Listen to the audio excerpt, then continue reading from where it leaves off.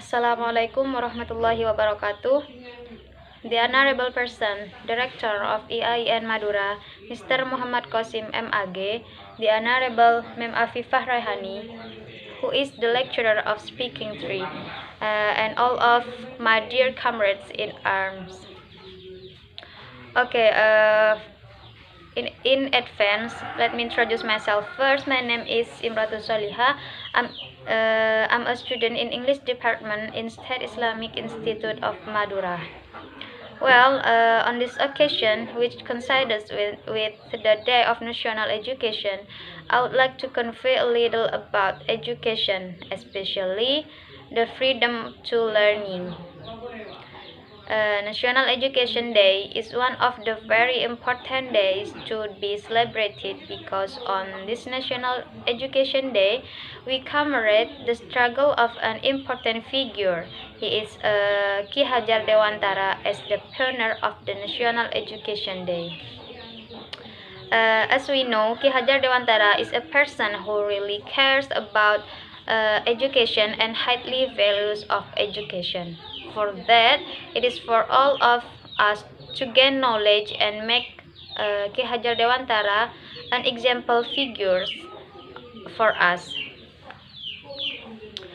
The importance of education will greatly affect the future, but by studying hard will make us all become smarter in knowledge, or that morals and noble characters will lead us all to the gate of success and prosperity.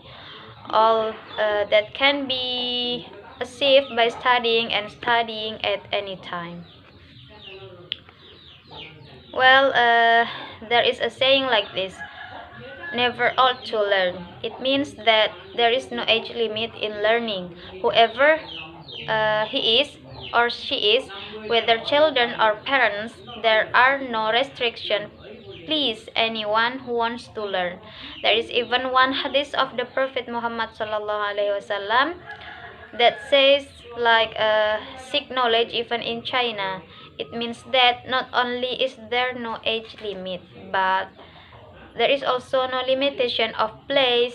Seek the knowledge as far as possible, wherever you want.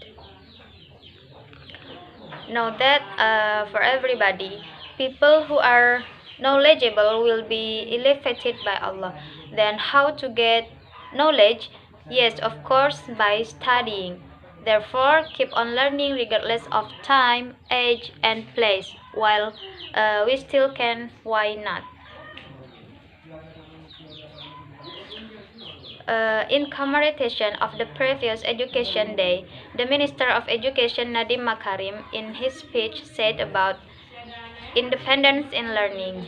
Independent learning means giving studying, learning opportunities freely and comfortable to study calmly, relaxed and happily without stress and pressure by paying attention to their natural talents, without forcing them to study of master of area of knowledge, their habits and abilities.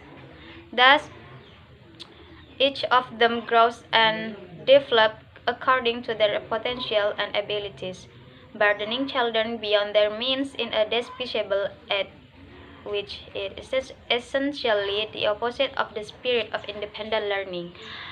Uh, so, freedom of learning gives schools and teachers the right and responsibility to create a learning environment without pressure and with limits. So, the student can be more innovative and develop good creative thinking. One of these reasons for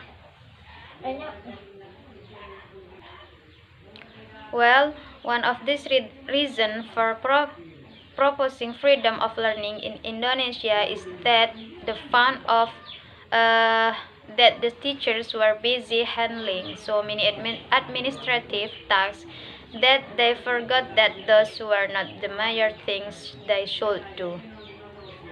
So the teachers know that the students need to learn how to survive in this world.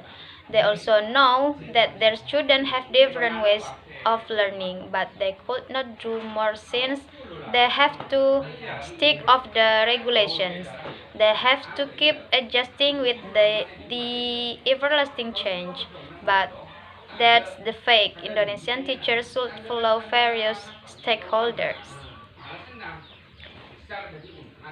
The other statement was, however, uh, however, change cannot be begin from the top.